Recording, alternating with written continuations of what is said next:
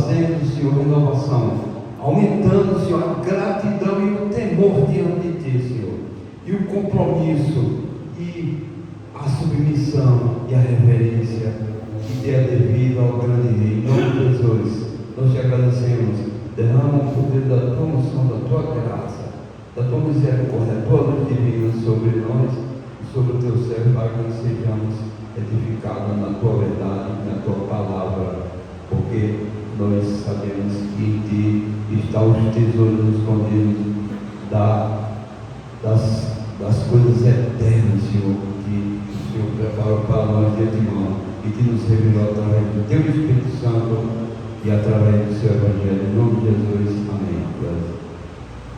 Obrigado.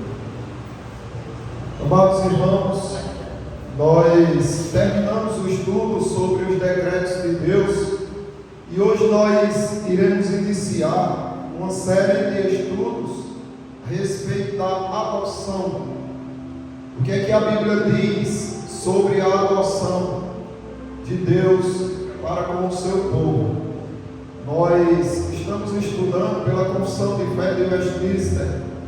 Essa confissão ela foi realizada para defender a fé, porque existiam muitas heresias, muitos ensinamentos tortuosos que enganavam as pessoas, e aí 121 teólogos, pastores de diversas denominações e diversos lugares se reuniram para criar uma confissão onde mostrava na Bíblia Sagrada quais eram as doutrinas seguras aqui das Sagradas Escrituras. Então, a Confissão de Fé é apenas um livro comum.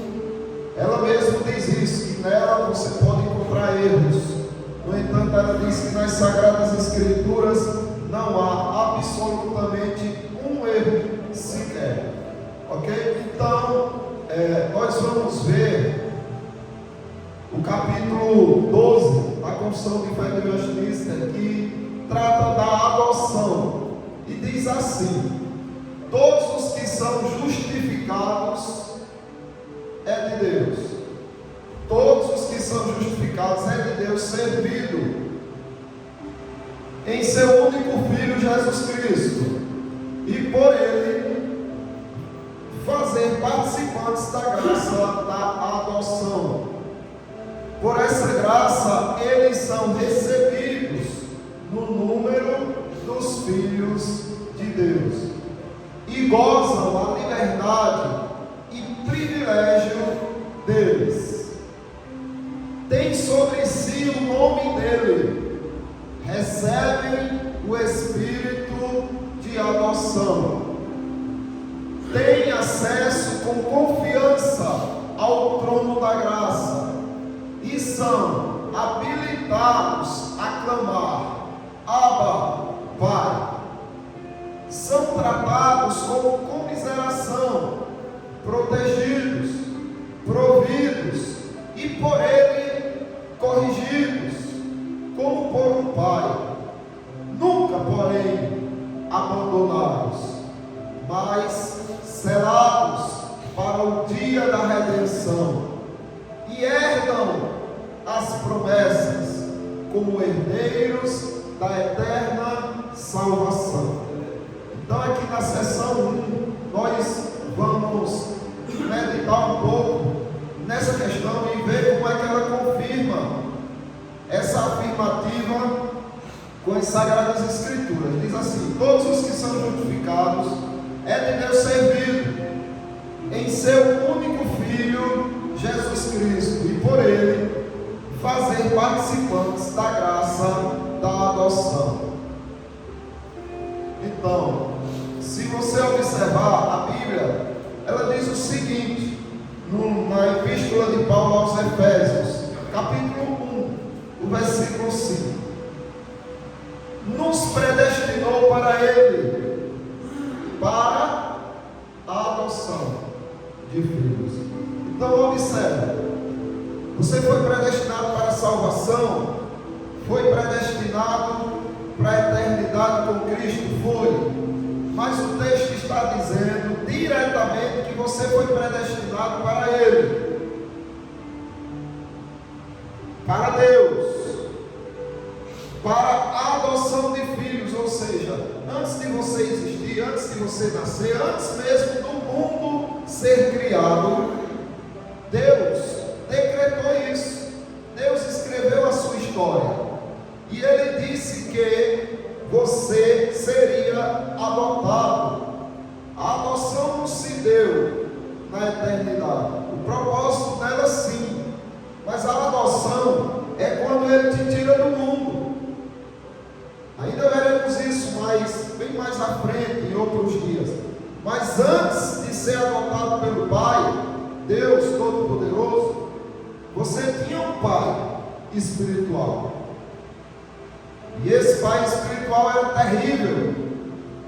Ele sugava tudo que havia de bom em você. Ele sabotava tudo que você poderia um dia ter e ser na vida. Ele guiava você, ele cegava você, ele conduzia você para o caminho das trevas, para o caminho da perdição. O seu pai, antes de Deus te adotar, era o diabo. Jesus Cristo disse isso, aqueles que debatiam contra ele, não acreditavam nele, e Jesus Cristo disse: olha, vocês têm por pai o diabo, e vocês querem satisfazer o desejo do coração do pai de vocês. Então o que Jesus Cristo está dizendo é que antes de Deus te adotar, você servia a Satanás, você era escravo de Satanás. Então aí Deus resolve te adotar, só que sua adoção já era certa, já era garantida. Por quê? Porque você foi predestinado para o Pai. Ele escreveu a tua história e disse: olha, você será meu. E Ele te predestinou não para você ser apenas servo dele. Ele te predestinou para você ser filho, filha dele. Isso é grandioso demais. Infelizmente, a corrupção do coração não permite que a gente se maravilhe o tanto quanto deveríamos com algo tão majestoso, tão grandioso. É tão hipócrita a natureza humana que, se chegasse aqui o filho do presidente dos Estados Unidos ou de alguém muito importante no mundo, todos ficaram: é o filho de tal jogador, é o filho de tal presidente, é o filho de tal cantor, e todo mundo ficava espantado com isso. Mas e como é que os cristãos, aqueles que foram adotados pelo Pai, se sentem por serem filhos de Deus? Nos predestinou para Ele, para a adoção de filhos. Agora observe, no meio do caminho tem que ter alguém, por meio de Jesus Cristo. Só foi possível por causa de Jesus Cristo, segundo o beneplácito de sua vontade. E aí ele deixa bem claro, né? Que a tua adoção não dependeu da tua vontade. Não foi você que disse: pai, me adota. Não, você nem queria, Satanás te cegava e você odiava Deus. Mas Ele foi, te tirou das trevas, te trouxe para a luz, te lavou, te purificou, te limpou, tirou a venda dos teus olhos, e agora você enxerga a beleza do Evangelho, por causa de Jesus Cristo e da vontade do Pai. Veja que coisa interessante. Gálatas capítulo 4, do 3 ao 5, que diz: assim também nós, quando éramos menores, estávamos servilmente sujeitos aos rudimentos do mundo.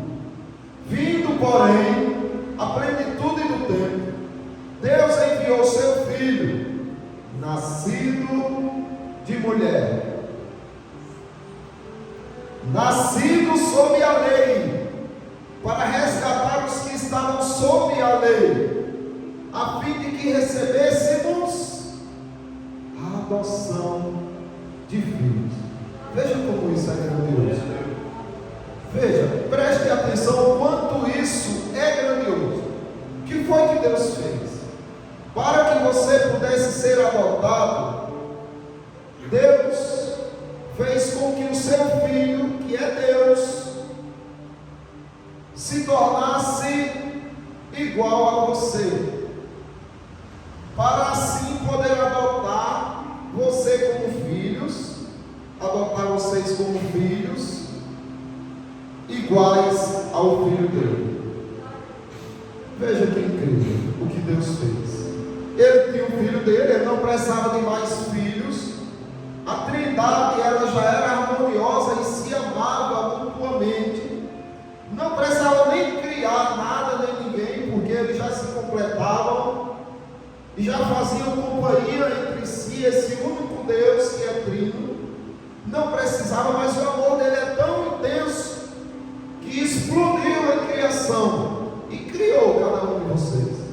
E aí o que o homem faz? Rejeita, sendo santo, rejeita esse Deus e escolhe o pecado.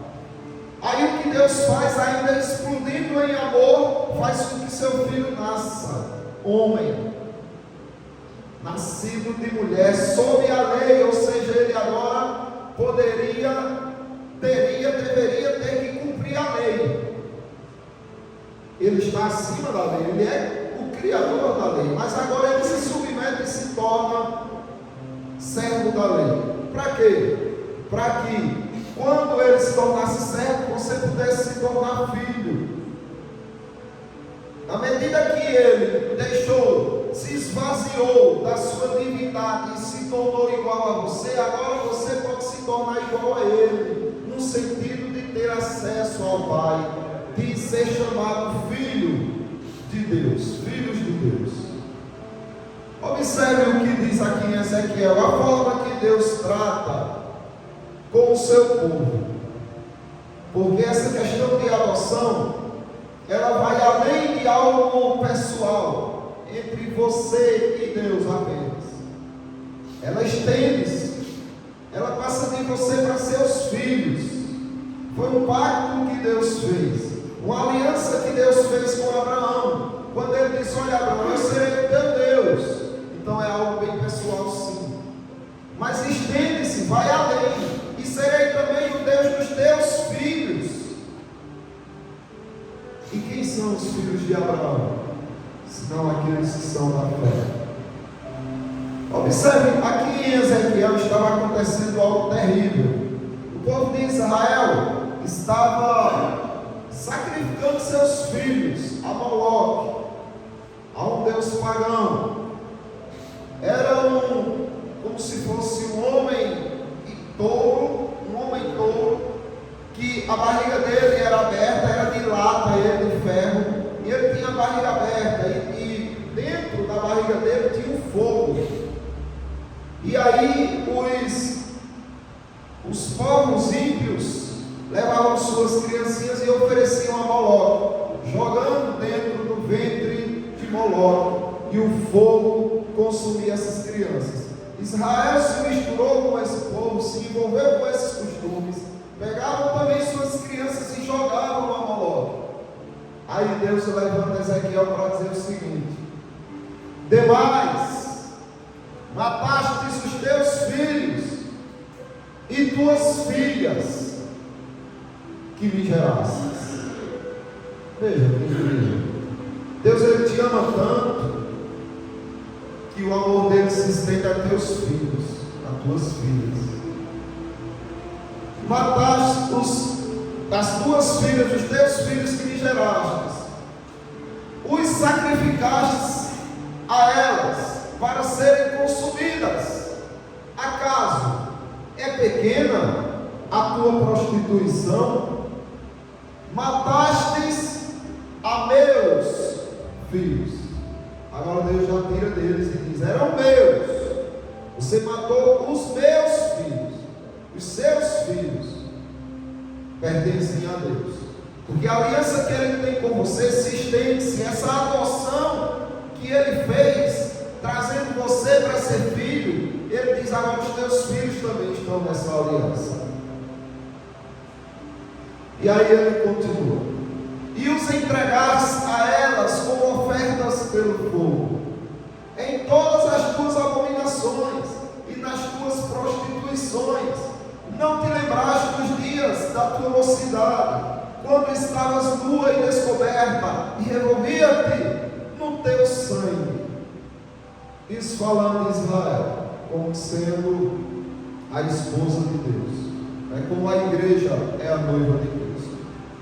E ele está dizendo: olha, quando eu te encontrei, tu estava totalmente desprezada, abandonada, ferida, sangrando, tu te revolvia no teu sangue, tu ia ser destruída. Por quê? Porque os amantes de Israel consumiam Israel.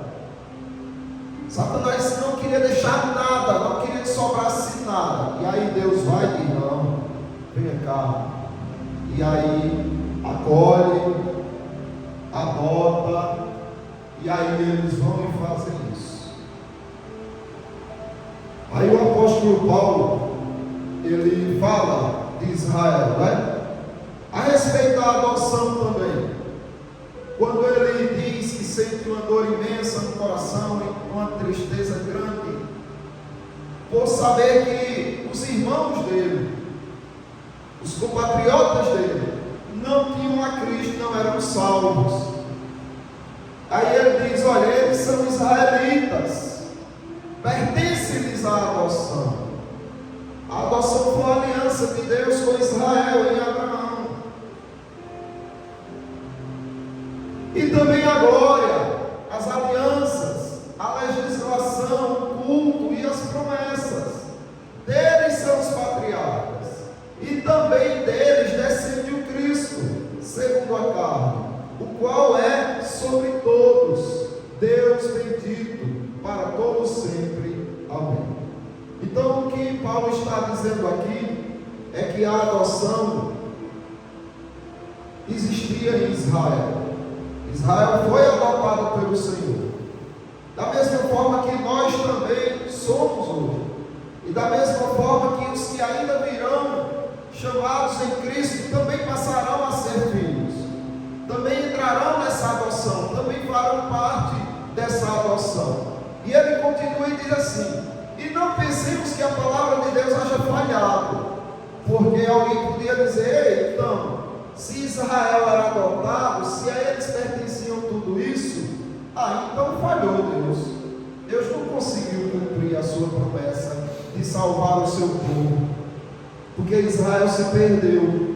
Aí Paulo vai explicar que não falhou. Por quê? Essa promessa, porque nem todos os de Israel são de fato israelitas.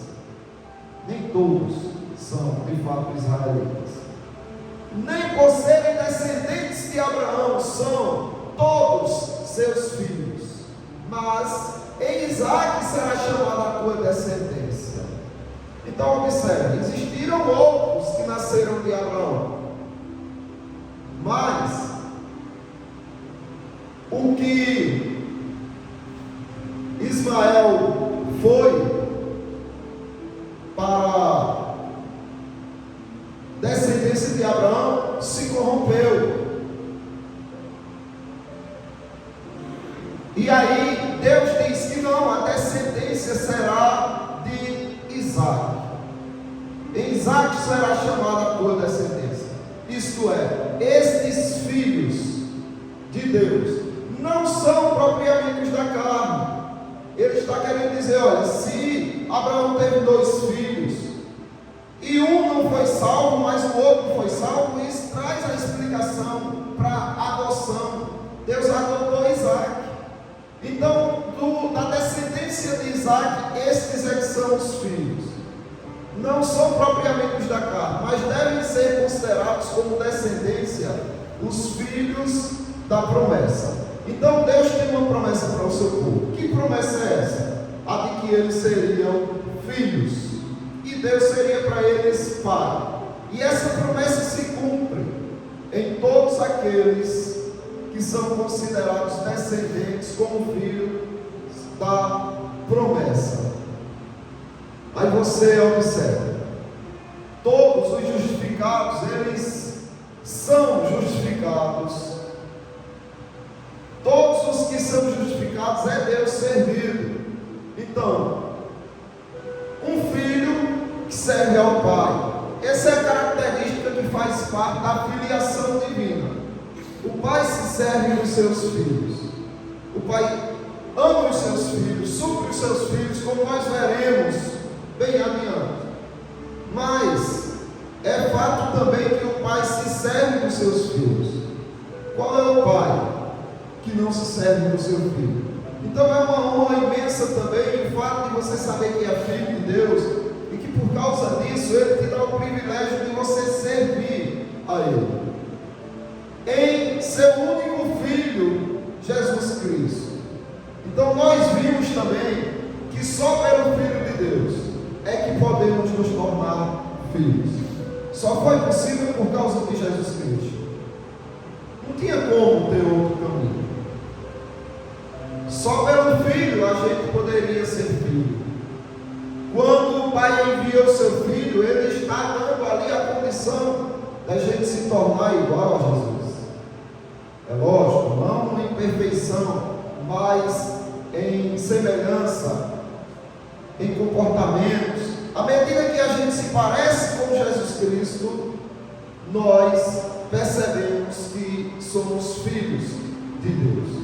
É esse elo que é ligado através de Jesus Cristo, e por Ele fazer participantes da graça da adoção. A adoção não foi alcançada por dever, mas por graça. É isso que a confissão está dizendo, é isso que ela mostra nas Escrituras. Eu fui adotado, é porque eu tinha, não, você não tinha nada.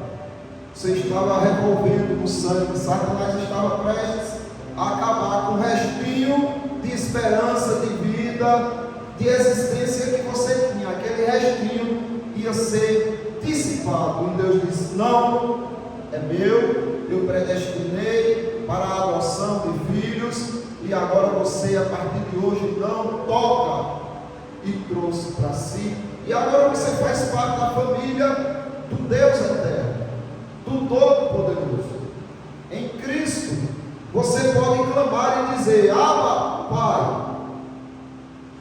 Você pode chamar Deus de Pai, porque Ele te chama de filho. Porque Jesus Cristo, como filho, veio aqui e conquistou isso para você.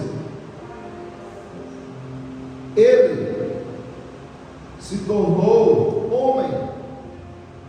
E aí no batismo vem a bomba, o Espírito Santo, com aquela semelhança, aparência de pomba sobre Cristo, e a voz do céu que diz: este é o meu filho amado, em quem eu tenho prazer. E o que este filho amado estava fazendo? Comprando para o Pai, com seu próprio sangue, aqueles que pertenciam ao Pai, para que você deixasse de revolver-se no seu sangue e passasse a ser adotado e se tornasse herdeiro dos céus. O filho dele precisou se revolver com sangue na cruz. Então a sua adoção custou muito caro. Foi de graça para você, mas ela custou muito caro para o Pai, e para o Filho, e para o Espírito Santo. Mas agora você pode se alegrar no Senhor. Você pode sair daqui dizendo: eu tenho um Pai melhor do que qualquer pai deste mundo. A ponto de Jesus Cristo dizer: olha, por que vocês não oram? Orem, porque vocês deixam de conversar, de se achegar a esse Pai maravilhoso. Vocês, quando criança, viviam nos pés dos pais de vocês. Pai, me deu pão, Pai, me deu peixe, Pai, me deu um pão, um peixe, me dê um alimento, um ovo. E o pai sempre dando o que o filho pedia quando estava com fome.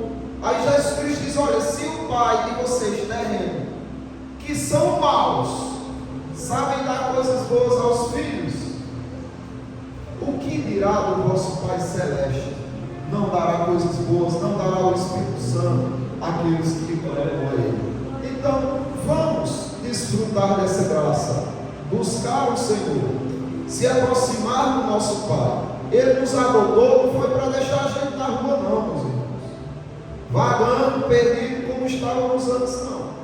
Ele nos adotou para a gente estar na sala do trono perante Ele, desfrutando dele como Pai e Ele desfrutando de nós como os filhos, não é?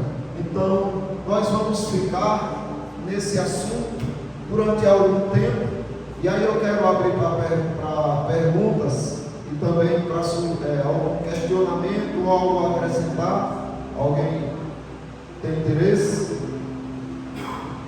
A palavra de Deus, ela diz que Jesus Cristo, ele foi feito. A palavra de Deus,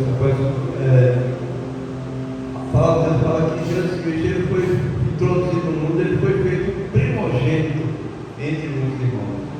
Então quer dizer, para que Deus adotasse aqueles que por ele foi reservado para a salvação, era necessário que fosse através desse filho primogênito. Então, quando a palavra de Deus fala assim, nem todos os que são filhos de Abraão são herdeiros, mas em Isaac será chamado por descendência.